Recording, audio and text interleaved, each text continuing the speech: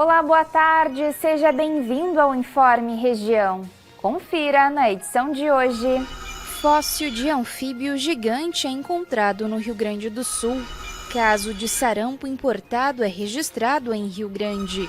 Horto Municipal do Cassino como opção de lazer no balneário. Essas e outras notícias você confere agora no Informe Região.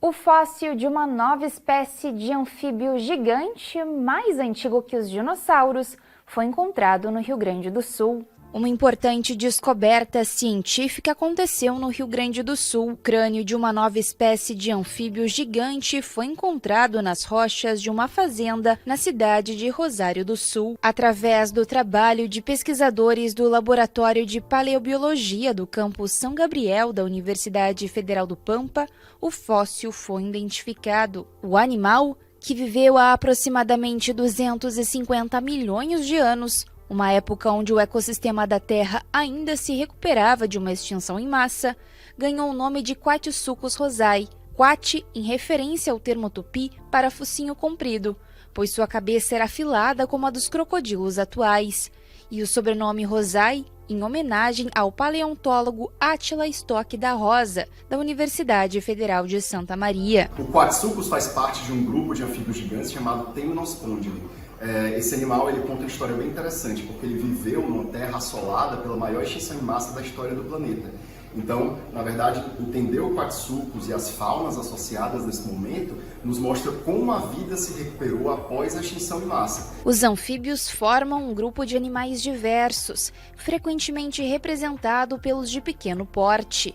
No entanto, no início do período Triássico, antes da existência dos primeiros dinossauros, os anfíbios eram os animais dominantes, com tamanhos gigantescos, aparência e hábitos semelhantes aos jacarés e crocodilos atuais. O Quatsuchus, então, ele tinha um porte intermediário em relação ao outro Temnospondyli da mesma época, mas ainda assim ele era muito grande, né? Ele é muito maior que os anfíbios atuais.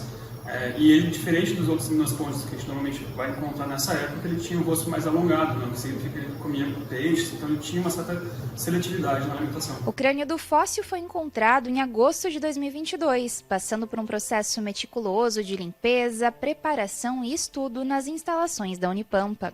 Após ser devidamente identificado, foi nomeada a nova espécie.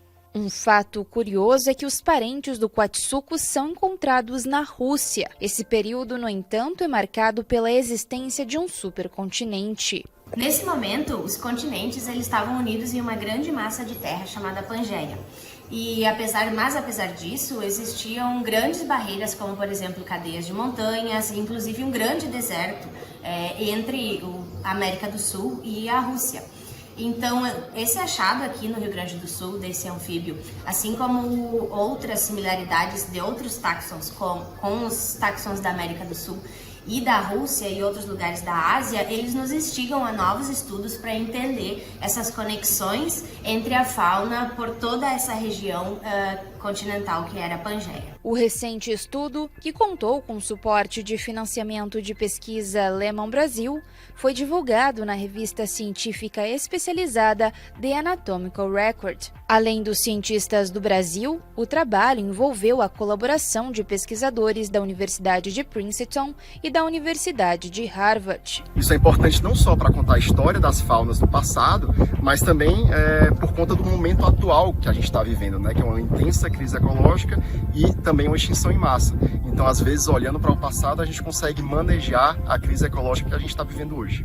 Na última semana, a Secretaria de Saúde aqui de Rio Grande recebeu um comunicado informando a presença de um caso de sarampo importado. A doença não era notificada no estado desde 2020. O alerta foi transmitido pelo Centro Estadual de Vigilância em Saúde após exames do Laboratório Central de Saúde Pública e da Fiocruz confirmarem o diagnóstico com resultado positivo para a doença. O caso envolve uma criança de 5 anos que não havia sido vacinada previamente contra o sarampo e que veio de um país asiático com circulação endêmica da doença. A criança chegou ao Brasil no fim do ano passado e nos primeiros dias deste ano buscou atendimento devido a sintomas como dor abdominal e febre. Inicialmente recebeu assistência em uma unidade de pronto atendimento e em seguida foi hospitalizada. Após receber tratamento e acompanhamento em isolamento, ela recebeu alta e permanece com a família no município. Durante esse período, todos os familiares e indivíduos que tiveram contato com ela foram monitorados. Até o momento, trata-se de um caso importado sem evidência de transmissão local associada. A Prefeitura do Rio Grande, no entanto, através da Secretaria da Saúde, continua monitorando o caso em colaboração com o Centro Estadual de Vigilância em Saúde e o Ministério da Saúde, além de manter um alerta para atendimentos relacionados à febre, exantema, tosse, coriza ou conjuntivite, sem identificação de casos suspeitos. E olha só, não somente da famosa Praia do Cassino que se faz o balneário.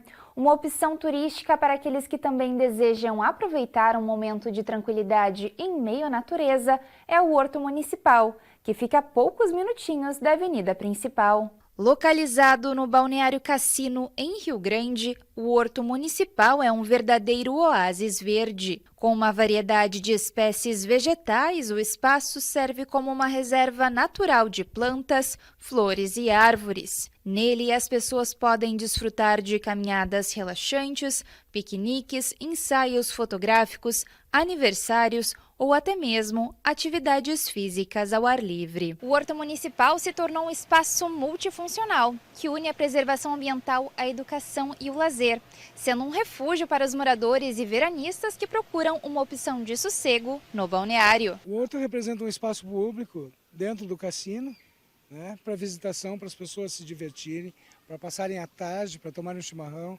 trazerem as crianças, confraternizarem, fazer seus aniversários. Muito tranquilo, muito bom, porque é livre, né? Inicialmente, o espaço era focado na preservação e na distribuição de mudas. Por muitos anos ficou desativado e em 2020 foi revitalizado e aberto novamente para o uso da comunidade. Nele também ficam situados viveiros, uma aldeia indígena e projetos de compensação ambiental. Todo esse trabalho leva um tempo.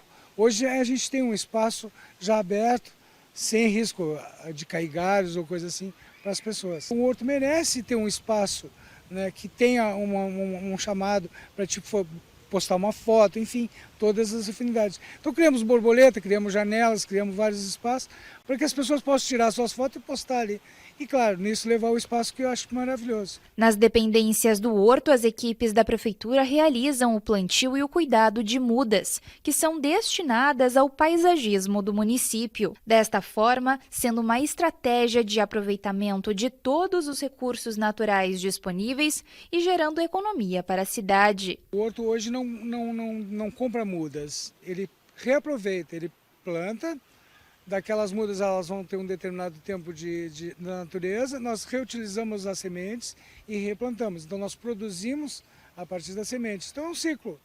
Produziu, tira a semente, guarda, replanta. Então o horto não dá custos, digamos, em matéria-prima, que seria as mudas, Nós reaproveitamos. Com o passar dos anos, o Horto Municipal se consolida como exemplo da resistência do tempo, empenho de pessoas engajadas e da coexistência harmoniosa entre a urbanidade e a natureza. Até o dia 4 de fevereiro, o ambiente, que fica localizado na rua Dr. José Salomão, número 132, estará aberto de terça a domingo. Após esse período, os atendimentos serão retomados todas as terças, quintas, sábados e domingos, das 8 às 11 e das 14 às 17h30. A entrada é gratuita.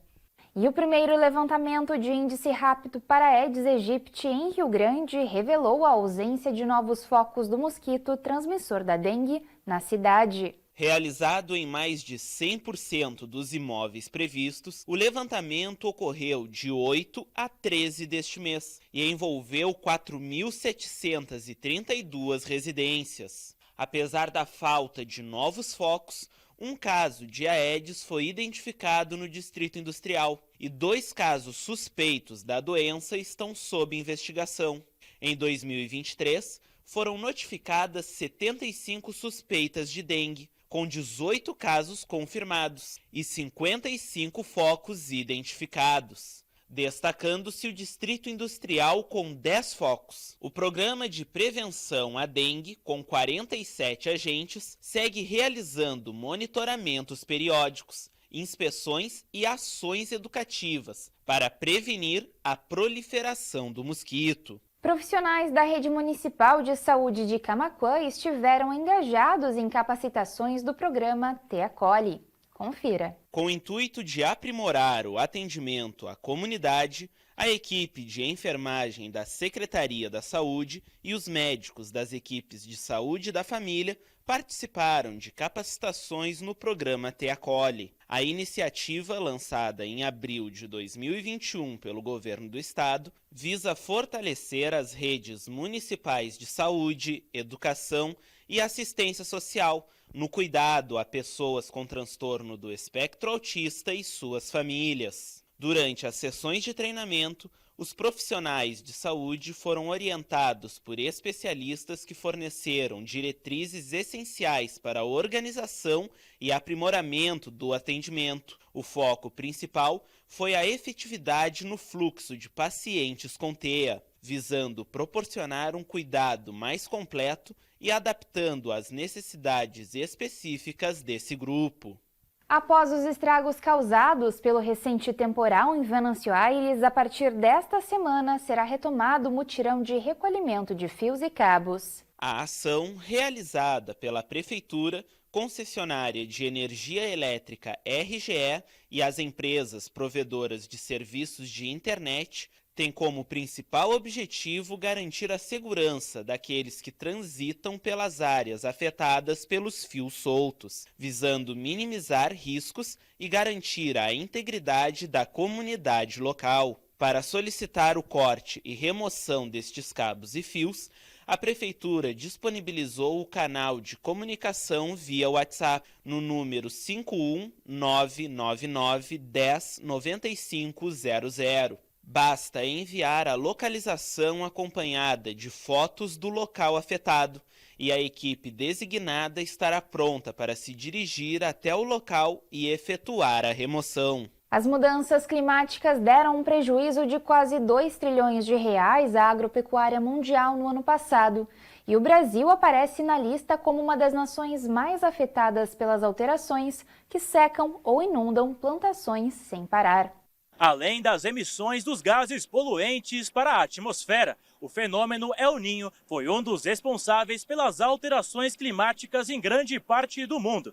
Como forma de exemplo, aqui no Brasil, o ano de 2023 foi marcado pela intensidade das chuvas e a forte seca. A seca, que atingiu a região sul, partes do centro-oeste e do sudeste entre o final de 2022 e o primeiro trimestre do ano passado, levou a prejuízos de mais de 75 bilhões de reais. Mas esses efeitos climáticos não ficaram restritos ao centro-sul do país. Ao longo do ano passado, o fenômeno El Niño fez com que as chuvas ficassem abaixo do esperado na região amazônica, provocando perdas por causa da seca também no Amazonas, no Pará, no Acre e no Amapá. Na contramão da seca, as chuvas intensas também marcaram presença na segunda metade de 2023, só que na região sul do país.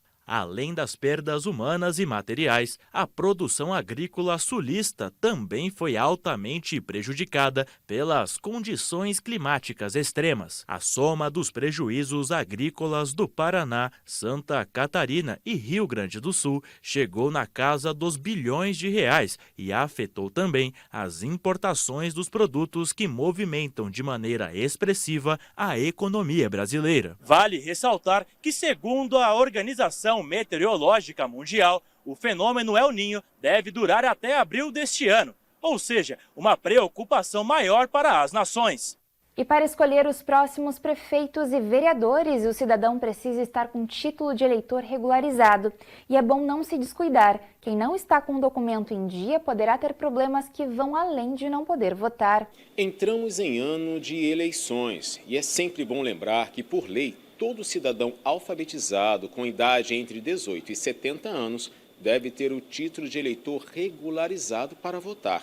Os eleitores terão até o dia 8 de maio para quitar todas as pendências com a Justiça Eleitoral. O cidadão que estiver em situação irregular será impossibilitado de obter o passaporte ou a carteira de identidade, assumir cargo comissionado ou efetivo por aprovação em concurso público e obter empréstimo em instituições públicas com crédito mantido pelo governo. No caso dos estudantes, o título em situação irregular impede o ingresso em universidades ou renovação de matrícula em instituições de ensino superior. Para regularizar o título de eleitor, basta acessar o site do TSE e clicar na aba de autoatendimento eleitoral. Em seguida, o eleitor deve clicar em regularizar o seu título eleitoral cancelado. Durante esse processo, serão solicitados alguns documentos e certificados a depender do motivo da irregularidade. Por isso, não perca o prazo e regularize o título de eleitor o quanto antes. É hora de conferir a previsão do tempo desta segunda-feira para a sua cidade. Em Rio Grande, o tempo será predominantemente nublado e pode chover a qualquer hora. Os ventos chegam a 24 km por hora. Já a umidade fica em 95%. A temperatura será de 26 graus a máxima e 19 graus a mínima. Em São José do Norte, a segunda-feira será de sol entre nuvens e com chance de chuva ao longo do dia. Os ventos devem chegar a 24 km por hora, já a umidade chega a 95%. A temperatura ficará entre 25 graus a máxima e 18 graus a mínima. Em Dom Pedrito, o dia será de sol com algumas nuvens e podem ocorrer pancadas de chuva durante o dia e à noite. Os ventos ficam em 11 km por hora, já a umidade pode chegar a 100%.